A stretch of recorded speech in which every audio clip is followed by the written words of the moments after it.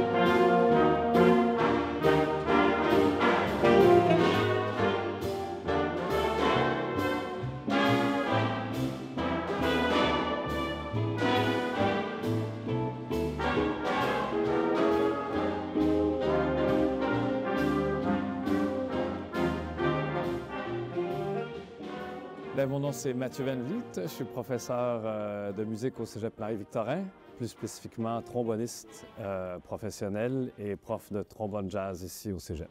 Initialement, j'enseignais le trombone jazz seulement, et avec les années, j'ai pris la direction du Big Band et d'autres cours depuis. Et donc, le Big Band est ce qui nous intéresse aujourd'hui en grande partie.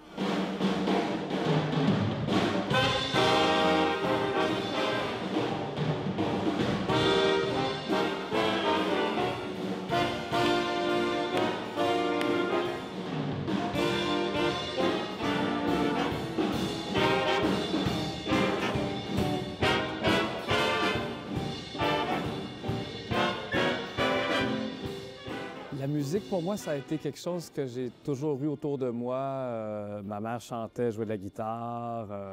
J'ai fait de la chorale plus jeune. Mais ça a vraiment débuté au secondaire.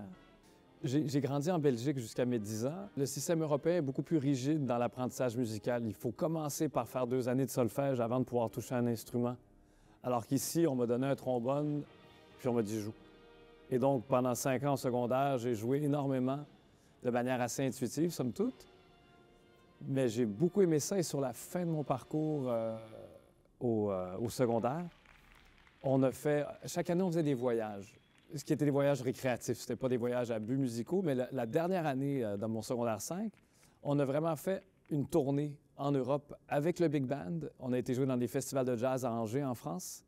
Le jazz est une musique qui permet une rencontre beaucoup plus spontanée que ce que j'avais fait dans la musique classique.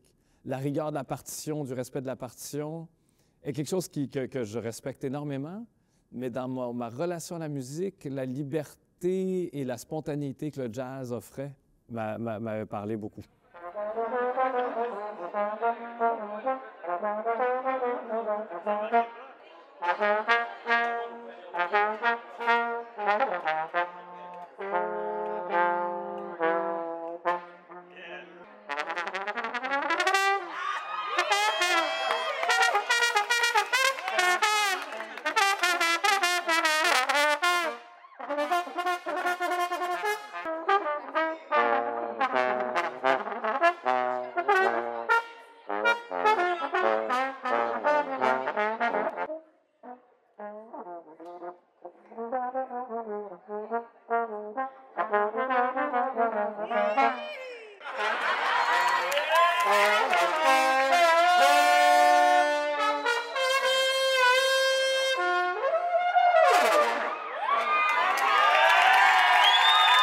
J'aime voyager, j'ai grandi ailleurs qu'au Québec, donc très jeune, j'avais déjà bougé beaucoup.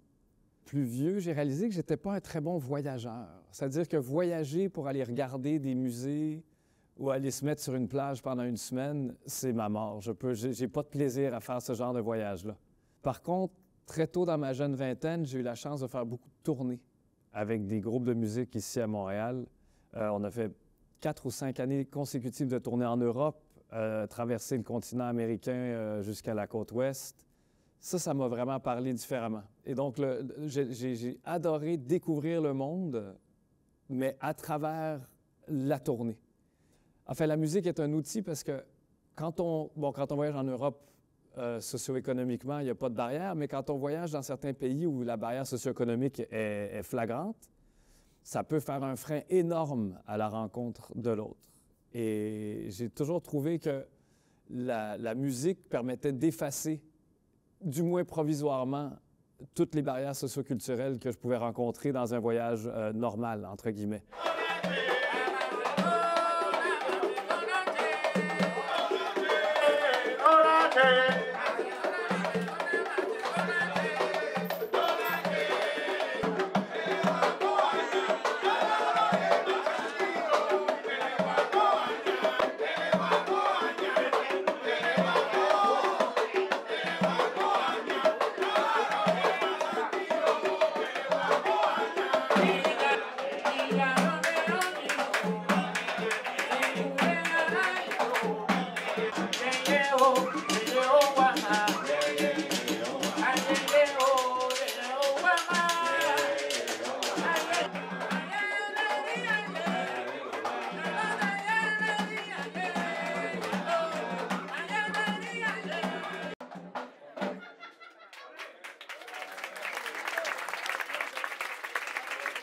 Et là, je me sentais vraiment plongé dans une culture à un autre niveau. J'ai eu la chance de faire ça en Amérique latine beaucoup, un peu en Afrique aussi, au Kenya, où il suffisait que je sorte mon trombone pour que je devienne un musicien.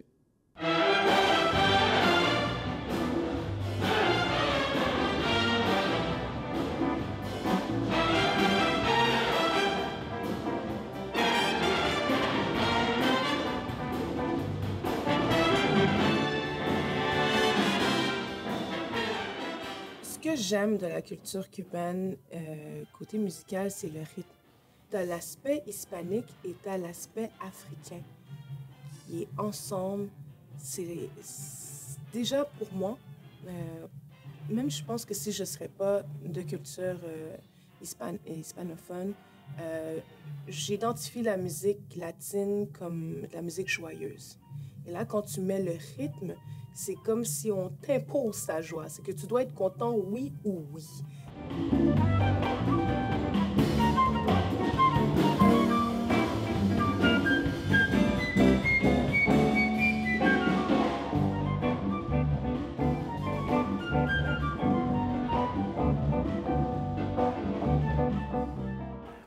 Et je pense que la musique cubaine, de façon générale, même si t'es dépressif et t'es sur le point de mourir, c'est fou à quel point c'est capable de te faire sourciller. Oh my God. Ils jouent tout le temps dehors, fait qu'ils jouent fort, ils jouent bien. Ils ont quand même des nuances dans leur jeu. Fait qu'ils sont capables de jouer plus doux, sont capables de jouer extrêmement fort. Puis je trouve ça vraiment incroyable. On va dire les trucs Fred, je me suis bien rendu compte que j'avais pas le niveau. J'avais pas du tout le niveau à faire ça, à me dire que ce que je fais ici, là, tout de suite, maintenant, c'est bon. Parce que dans mon petit coin de moi qui partait pas, qui allait pas voir des concerts ici et ça, oui. Mais au niveau du monde, je suis encore au bas de l'échelle. Puis on va continuer de monter, quoi.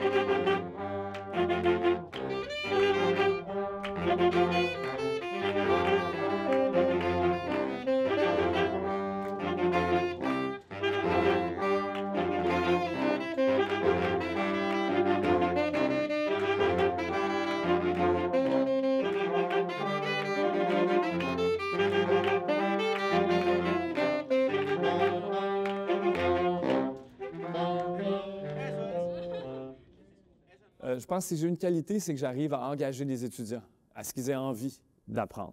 Après, est-ce qu'ils vont faire un métier avec ça? C'est un autre... ça me regarde plus. 5, 3, 2, 1. Pero la diferencia es que vamos a hacer menor sobre el re, dominante sobre el sol y mayor. Voilà. Donc, vous avez compris grosso modo ce qu'on fait. Excellent.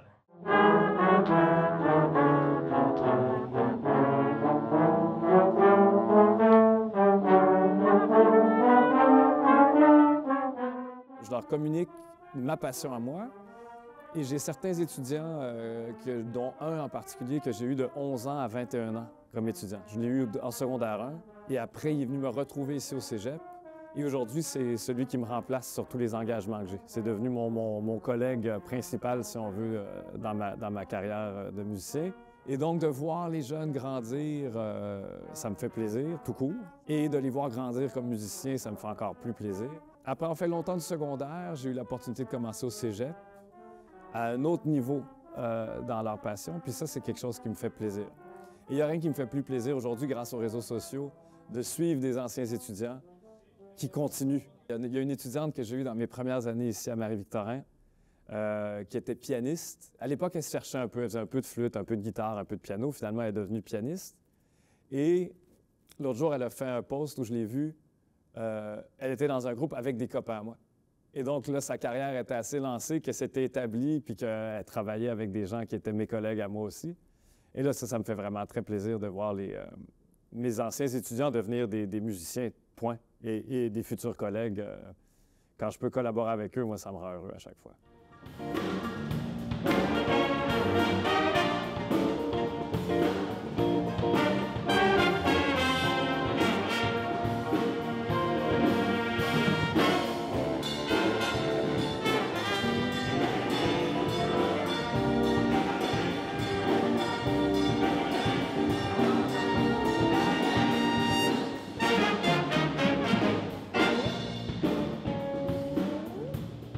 Moi, c'était drôle parce que c'était mon premier voyage, fait que je savais pas dans quoi je m'embarquais. Et honnêtement, ça sonnait, la façon que ça s'est fait vite, ça sonnait comme un rêve. On ne dirait pas que la préparation a commencé quand même un peu dernière minute et ça s'est concrétisé rapidement. On faisait des démarches pour financer et tout, mais ça avait l'air d'un rêve. J'avais aucune attente, à part que je disais toujours, pour blaguer, je disais à Mathieu, pour la première fois que je monte l'avion, c'est lui qui devait me tenir la main parce que j'avais peur des hauteurs. J'avais des attentes par rapport au voyage. C'est sûr que quand on te dit « Ah, vous allez jouer pour l'ambassade canadienne, pour la délégation du Québec », tu te fais un film dans ta tête.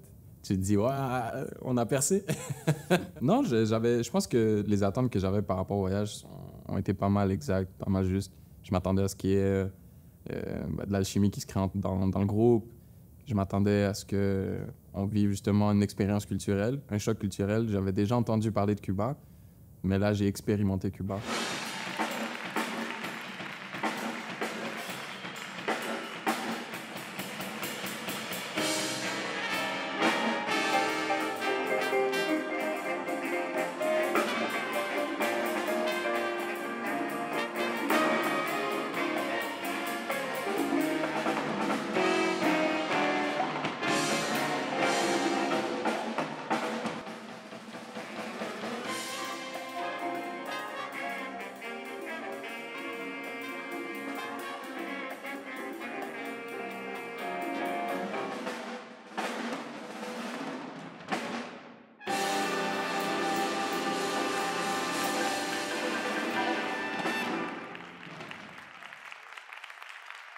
Le début, in the beginning, there was light. No, in the beginning, on a eu l'idée de faire des projets en général, un peu partout dans le monde, où les gens viennent à étudier et participer, collaborer avec des grands artistes, peu importe la culture, peu importe l'endroit. Donc, on a fait en Chine, en Europe, et aux États-Unis, au Canada, et Cuba. Cuba, c'était un des gros projets parce que là, on a eu la chance de vraiment travailler avec les grands maîtres qui ont inventé de la musique, qui ont une culture vraiment intéressante et vraiment riche, vraiment à part. Et Cuba est comme un continent musical. Et j'ai étudié non seulement la percussion, la musique, mais j'ai étudié aussi ethnomusicologie. Ça m'intéresse toujours, la relation entre une culture et une autre. How did this end up here? What's the relationship? Et à la fin, il y a 7 notes et 7 langages. C'est incroyable.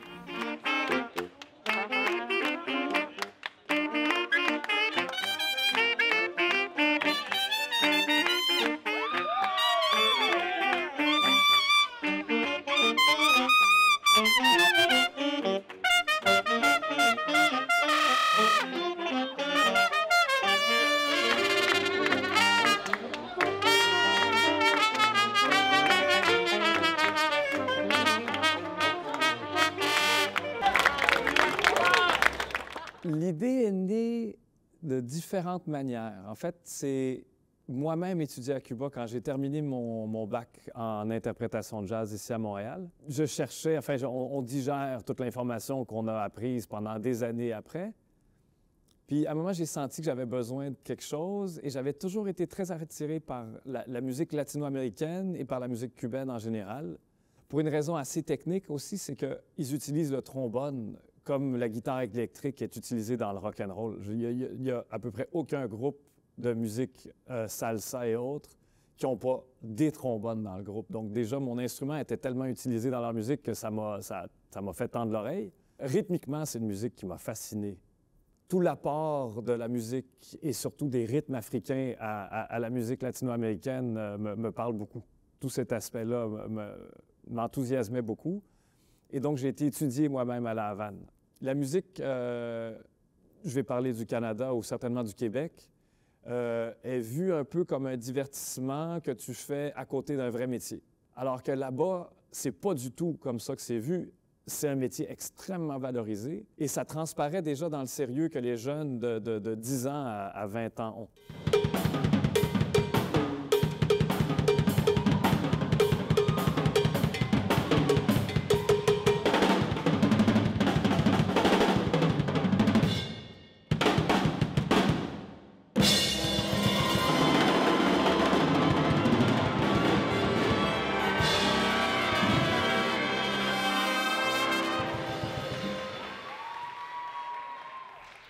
C'est pas quelque chose de récréatif.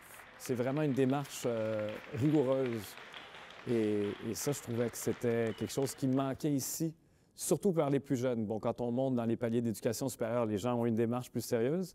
J'avais jamais étudié de la musique cubaine. En tout cas, mon niveau au piano était très basique par rapport à la musique latine. Donc, quand je suis arrivé là-bas, puis on est arrivé à l'école de musique pour un échange, il y avait un petit garçon de 14-15 ans qui prend le piano et il le maîtrise comme un homme.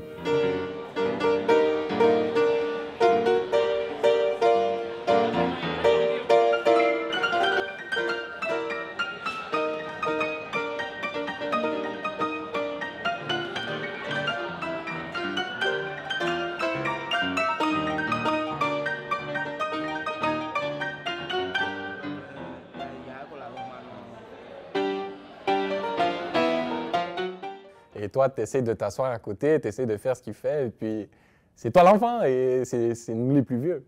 Donc, je pense que c'était surtout une réalisation de la différence de niveau. Ici, quelqu'un qui a ce niveau pourrait se rendre dans des hautes places, alors que là-bas, ben, il est juste coincé à l'école, il est coincé à Cuba. Donc, je pense que ça a influencé ma façon de voir la musique, que la musique, ça doit vraiment être une passion. Parce que pour eux, ben, la musique, ça représente tout. Ça représente leur gagne-pain, leur façon de s'en sortir, de peut-être un jour réussir à sortir même du pays. Pour nous, la musique, ben, c'est une passion, mais c'est pas au même niveau. Donc, tu apprends à te nourrir, à t'enrichir des autres. Donc, la passion que les autres, ils te la transmettent juste en jouant par eux-mêmes. Moi, j'ai vraiment apprécié le fait que même s'ils ont un niveau clairement supérieur à ton niveau, ils vont te jouer, ils vont essayer de te l'expliquer d'une manière que tu... Ils te font pas sentir comme si tu es moins bon que eux. Et au contraire, genre, ils vont t'exploser dans leur style musical, mais ils vont quand même venir te voir pour « apprends-moi quelque chose ». Genre, ils ont un désir d'apprendre qui est incroyable. Puis genre, même si toi, tu dis « ah, c'est simple, c'est un petit truc facile », ils vont le chercher, ils veulent vraiment apprendre, ils veulent vraiment... ils ont vraiment une soif, comme il a dit, la musique... Pour nous, c'est une passion, mais eux, c'est vraiment...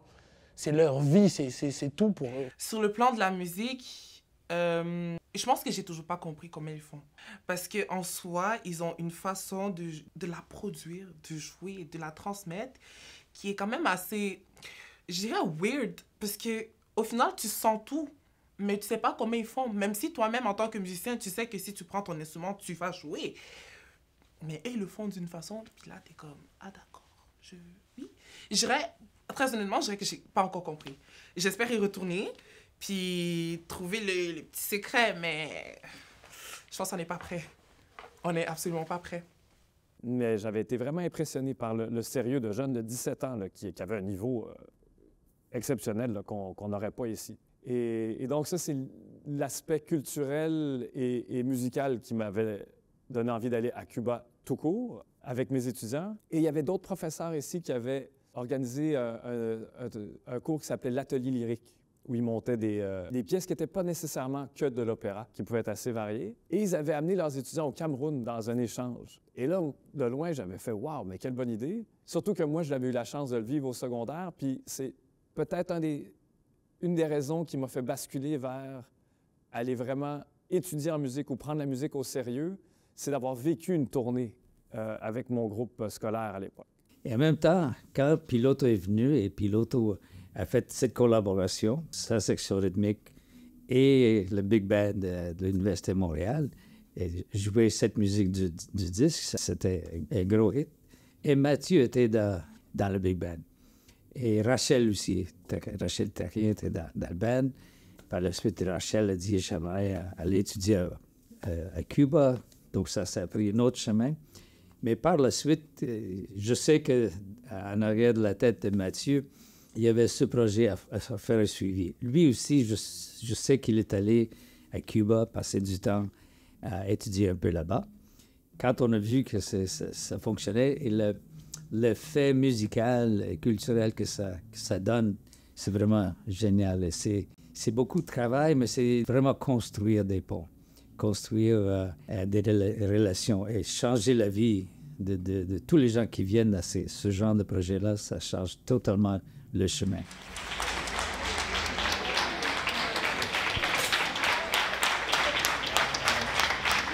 Al señor Aldo Masso y los músicos de Montréal pour nous offrir la chance d'apprécier leur musique et promouvoir la culture canadienne et québécoise. Y sin más, añadir, le cedo la palabra al director de la banda, el señor Aldo Masso, un gran amigo de la música cubana canadiense.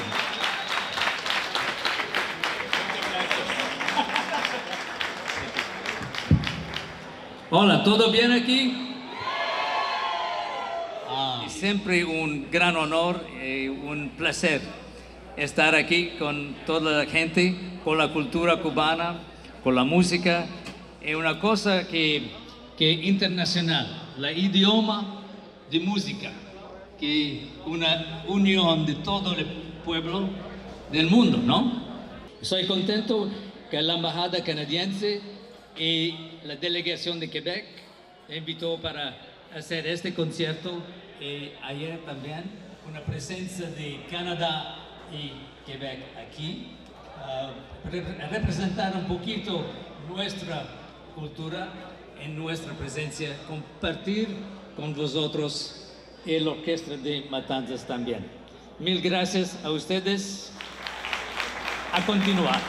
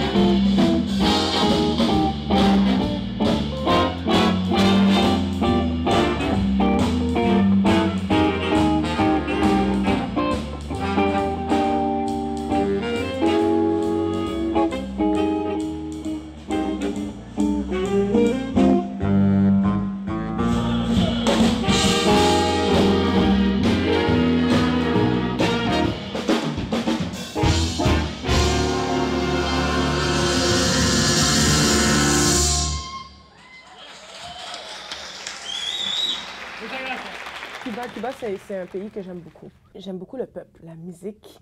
Ils ont une façon de faire, de danser la salsa qui est vraiment différente. Puis c'est afro-latin. Donc c'est sûr et certain que ça m'appelle automatiquement. 5, 6, 7, say no. 1, 2, 3, 4, 5, 6, 7. One more time. Come on. So shoulder up and down, okay? 7, 8. 1, 2, 1, 2, 3, 4, 5. Very good. 7, 8. One more time. 1, 2, 3, 4. 1, 2, 3, 5, 6, 7. ¡Ay! ¡Qué rico! Y 1, 2, 3, 5, 6, 7. 1, 2, 3, 5, 6, 7. 1, 2, 3, 5, 6, 7. You did 7 and 8. Y 1, 2, 3, 5, 6, 7. ¡Ay, rico! 5, 6, 7. Le fait de me dire que c'est un souvenir que je vais emporter pour toujours, puis je vais l'emporter avec mon ami. Et donc, demain ou dans 30 ans, 40 ans, je vais me souvenir de ce voyage. Il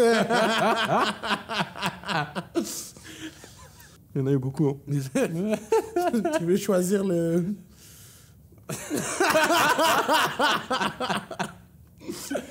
Donc, ils nous ont appris les pas de danse. Genre, il y a des madames qui venaient t'approcher pour danser avec toi. À la première journée, j'ai appris qu'à Cuba, quand il y a de la musique, tu dois pas regarder n'importe qui dans les yeux. Tu peux tomber en amour. Tu peux tomber en amour ou sinon tu vas attirer les personnes que tu veux pas attirer nécessairement. J'ai fait OK. À des fois, il faut que tu évites le regard. Faut que tu marches à tête baissée. Pour eux, un regard, ça suffit pour dire OK. Tu m'as invité. Tu vois, ici, on est beaucoup plus dans je viens vers toi. Eux, on s'est regardé dans les yeux. C'est suffisant. C'est comme si t'as serré la main au Québec. C'est vraiment particulier, vraiment, là, ouais. La culture à Cuba est très ouverte.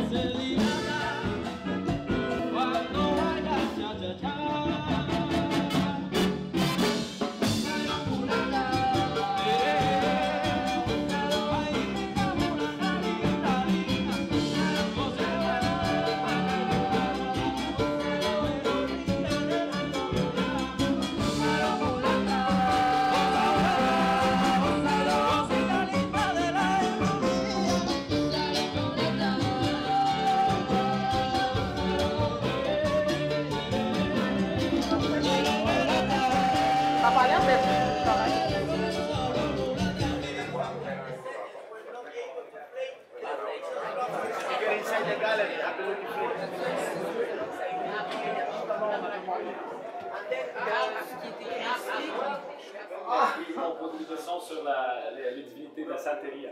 Que no parlo francés. ¿Verdad? Lo hiciste bien. Hiciste las dos palabras que sabes. No. Bonjour, bonsoir. Bueno. Santé. Esta obra, por ejemplo, está inspirada en eso. Ochum. Ochum en la religión afrocubana es la diosa del amor, de la dulzura, de la maternidad, de la fertilidad. De l'amour, de la maternité. Catholique qu'ils ont mélangé avec les divinités africaines. El azul representa y en María católico Santa Bárbara bendita. Ah. Okay, donc Santa Barbara Chango. Chango, c'est le dieu de la foudre, de la guerre, de choses relativement violentes et puissantes, clairement. El viento, los remolinos. Por lo católico es Santa Teresita, la que vive en la puerta del cementerio. Sainte Thérèse es, au Matala, c'est la déesse de... El dios de la cabeza, de la tête, de las enfermedades, de la paz,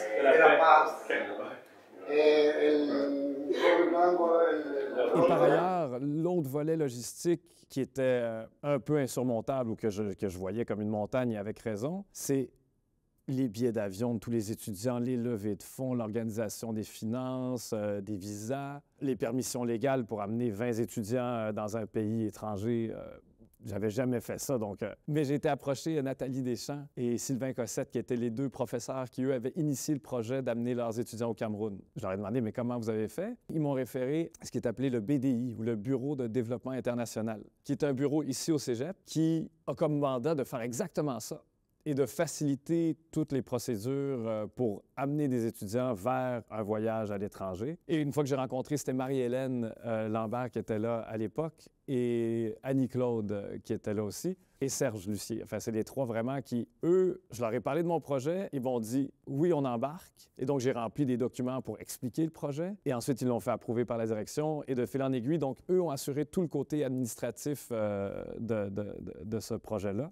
Et là, j'ai commencé à vraiment m'y intéresser parce que j'ai réalisé que cette énorme machine un peu intimidante qui est un cégep, on parle de 6 000 étudiants et je ne sais pas combien d'employés, ont des ressources formidables, en fait, pour concrétiser des choses. Après, il faut apprendre à remplir les bons formulaires, à savoir à quelle porte cogner. Mais quand on a une bonne idée, si on l'organise, il y a vraiment des ressources extraordinaires ici pour réaliser ces idées-là. Et donc, les défis logistiques ont été relevés grâce à la structure, à tout ce qui a été mis en place au fil des années par une énorme institution comme le Cégep Marie-Victorin qui m'a permis d'avoir des gens qui avaient de l'expertise et les compétences pour surmonter ces défis-là, parce que sinon, ce serait resté juste une idée dans ma tête et puis on n'aurait jamais fait cette entrevue. La prochaine fois, j'ai dit à ma mère, elle et moi, la veille, on prépare un petit sac, OK, avec des petits... Ah non, identifiés, sel, poivre, je non utilise le ginseng, herbe de province, ce que tu veux, piment de Cayenne écrasé. Non, mais en même temps, on peut pas leur en vouloir, mais cependant, niveau gastronomie, ouais, on n'est pas là pour ça. On n'est définitivement pas là pour ça. Il y en a une qui a pogné une intoxication alimentaire, puis honnêtement, je me demande même pas comment, je me demande comment, parce qu'en soi, il n'y avait pas matière à t'intoxiquer. C'était juste pas possible avec ce qu'on avait. Mais c'est vrai qu'il y a eu des plats qui m'ont surpris, je m'y attendais pas, mais la majorité du temps, c'était douteux, très douteux. C'est pas juste l'apprentissage de la musique, c'est aussi ton état d'âme et à être débrouillard. C'est vraiment un enseignement complet.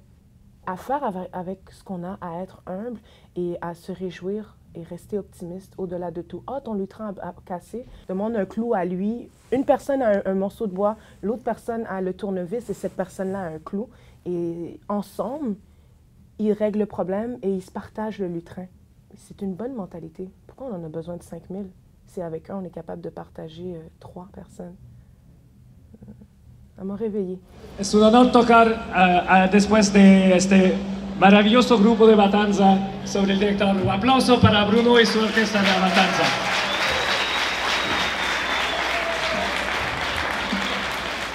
Quería hacer este proyecto de intercambio porque yo fui estudiando música aquí en La Habana hace casi 15 años y el nivel de educación musical en Cuba es excepcional y somos muy contentos de estar aquí y aprender y compartir con nuestros colegas, our Cuban counterparts.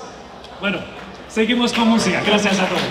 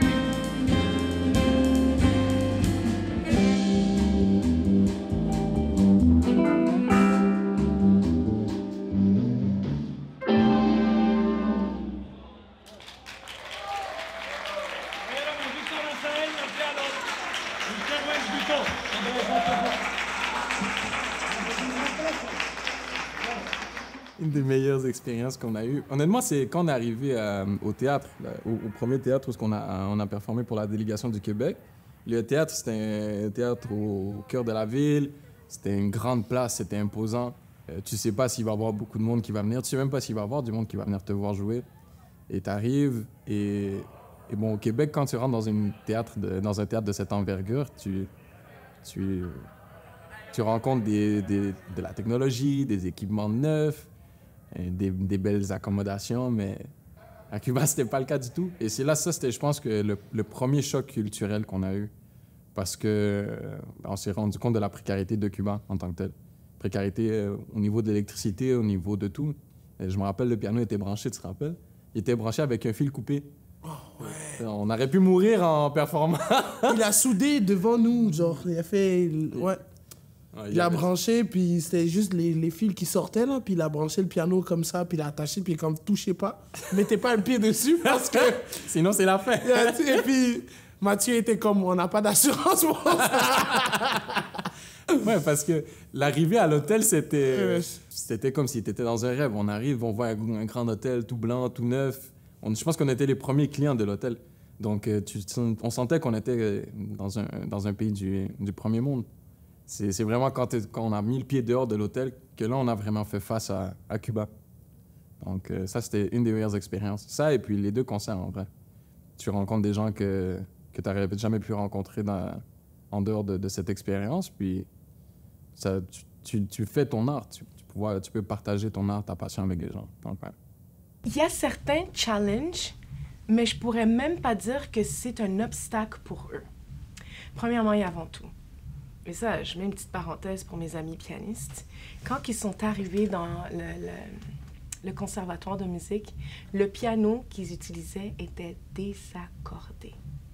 Pour nous, là, dès que c'est désaccordé, on est comme eux autres, ils jouent les pièces d'une façon qu'on s'en rend même pas compte.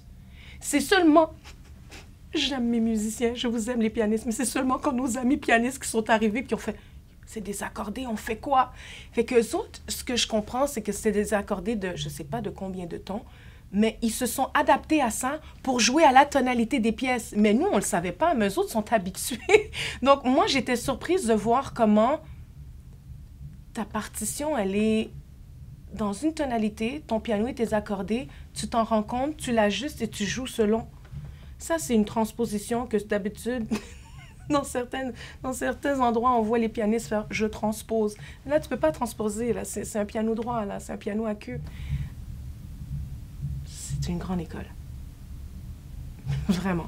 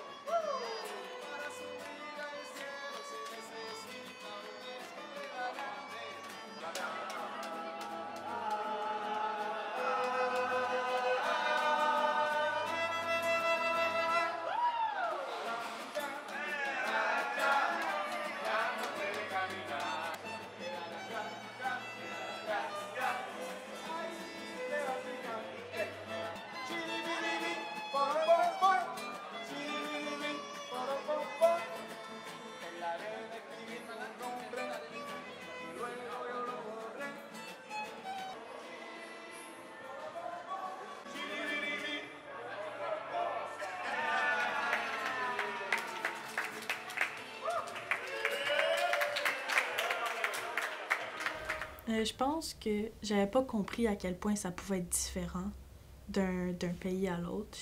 Dans ma tête, c'était... Genre, tout le monde doit se ressembler un peu, ça doit... Mais pas du tout, pas du tout. C'est tellement différent, il y a rien qui se ressemble. Les rythmes sont différents, la culture de musique, juste de... Ils valorisent les musiciens tellement beaucoup là-bas. Puis ici, c'est un métier comme un autre. Fait que je trouvais ça intéressant. Je trouve qu'ils étaient très accueillants. Ils étaient contents de nous voir. N'importe où qu'on posait les pieds, ils étaient vraiment contents de nous voir. Puis on était, je dirais pas traités comme des rois, mais comme des petits princes un peu. Genre, on était bien traités. Ouais, c'est un peuple accueillant. Ouais. C'est vraiment un peuple chaleureux. personne te fait sentir différent d'une mauvaise façon. Ils reconnaissent ta présence, tout le monde te parle, tout le monde essaie de te parler, tout le monde essaie de t'approcher. Bon, dans mon cas, c'était sympathique parce que je parle déjà la langue. Donc, je pouvais communiquer avec les Cubains directement. Et c'est vraiment un peuple qui embrasse la différence. Moi, c'était moins parce qu'ils pensaient tous que j'étais dominicain. À chaque fois, ils venaient me parler, puis j'étais comme « Ah, je comprends pas ». Fait que je me sentais un peu mal, mais ils venaient tous me parler comme « Ah, comment ça va » et tout. Puis c'est les seuls mots que je comprenais, mais après ça, ils me parlaient, ils pensaient tous que j'étais dominicain. Fait que de ce que j'ai compris, je ressemble beaucoup à des Dominicains à Cuba.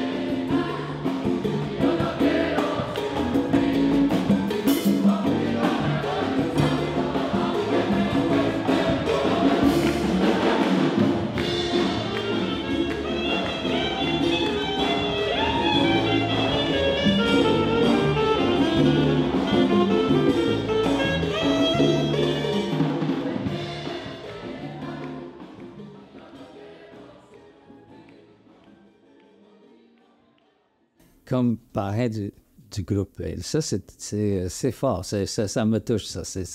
Parce que je prends ces projets-là personnellement, juste pas parce que c'est moi qui le fais. Non, c'est que c'est une grande responsabilité et I know that I can make this happen and how important it is to make this happen for them. Et voir que ça rentre au part et it creates excitement and it goes somewhere.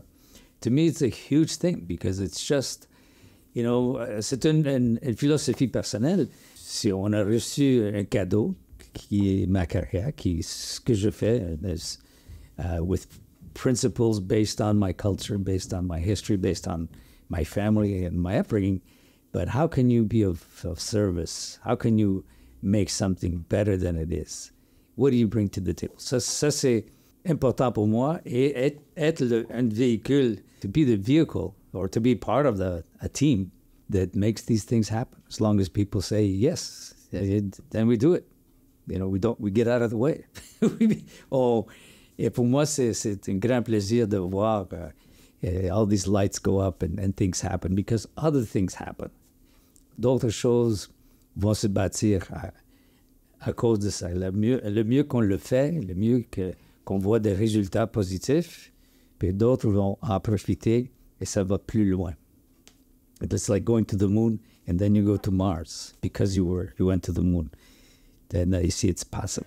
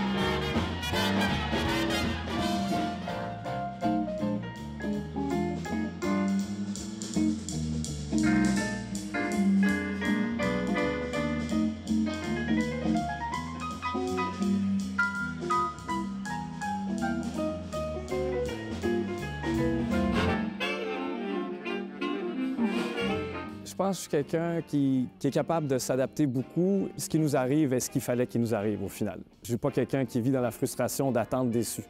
Des objectifs qui me poussent à avancer, mais une fois que j'avance, on dirait que c'est ce qui arrive qui devait arriver. Mais dans ce qui me motivait à le faire, d'abord et avant tout, c'était de permettre à mes étudiants de rencontrer des étudiants cubains. En fait, depuis que je suis revenue de Cuba, je suis de plus en plus sensible à la musique. Que ce soit du classique, que ce soit de la pop, que ce soit du jazz,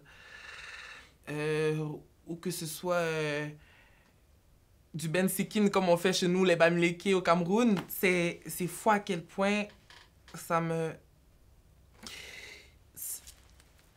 Je ressens de quoi, mais beaucoup plus que quand j'étais là, beaucoup plus qu'avant que je voyage. Donc, au final, je sais pas si c'est l'air de Cuba qui a fait ça, je sais pas si c'est... Mais je pense que c'est la musique de Cuba qui a fait ça, principalement. Ouais. Dans des collaborations futures, si tu apprends à apprécier le sérieux que quelqu'un a par rapport à son art. Donc, avant ça, j'avais déjà fait de la musique en dehors du sujet. Puis des fois, tu le vois pas d'une façon autant sérieuse parce que tu dis, ah, c'est juste de la musique ou je fais juste de la musique à telle place, c'est pas rémunéré. Et là, tu rencontres des gens que les autres, ils font ça de façon comme un hobby, comme un loisir, mais ils y donnent tout quand même. Quand tu veux travailler avec d'autres mondes, tu dois vraiment donner ton 100% partout. Pratique, pas pratique, devant des gens, devant peu de gens, devant quand t'es payé, quand t'es pas payé. Fait que je pense que c'est ça qui a changé mon rapport parce que je te dirais c'est plus ça que ça a changé dans mon rapport à la musique, comment je travaille. Ouais.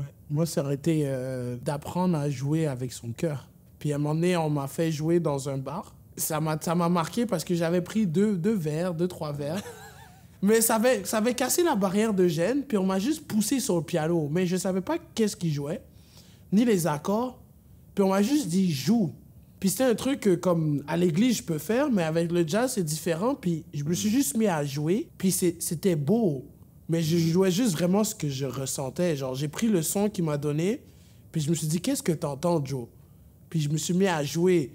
Puis de mes amis, ils étaient comme, c'est le meilleur solo que t'as jamais fait. Puis là, ça m'a trotté dans la tête parce que c'était la première fois que je jouais vraiment avec mon cœur. Tu regardes les musiciens, puis ce qu'ils te donnent, tu leur redonnes.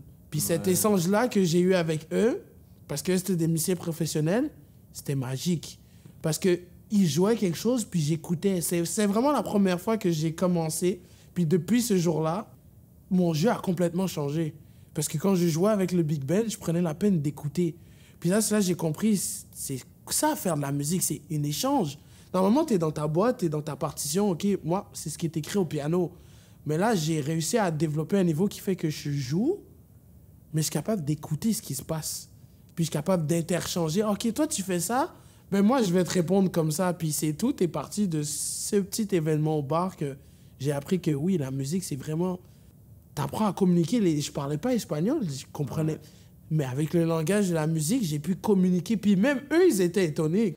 Mais de ce que je vais garder ça précieusement avec moi, tout ça, les souvenirs de tout ça, les souvenirs avec le band que j'ai passé, du monde avec qui je parlais pas du tout, que j'ai découvert leur vie, que j'ai découvert leur histoire, que j'ai découvert qu'est-ce qu'ils voulaient, comment ils voulaient l'être et qu'est-ce qu'ils allaient faire pour y arriver, c'était incroyable. De dire que j'étais avec ce monde-là depuis aussi longtemps, puis que juste, ça m'est passé à côté, ça m'a un peu, j'allais dire peut-être attristé, mais en même temps, le fait que on est rendu là, magnifique. Ce que je vais garder le plus précieux de ce voyage, c'est la chimie qui s'est créée avec le Big Band, l'équipe. C'est des amis, c'est une famille, des camarades de classe, c'est une équipe. À travers ce voyage-là, on est devenus beaucoup plus proches. On est devenus vraiment une famille. Et on a appris à se connaître un peu plus qu'en dehors des cours, brièvement dans les corridors de l'école. Les souvenirs, oh my God, il y en a tellement. On a passé tellement de soirées en revenant de nos grosses journées sur le bord de la piscine, à parler. Puis toutes ces soirées-là, c'est tellement important dans mon cœur. Genre, je les aime tellement, ces gens-là.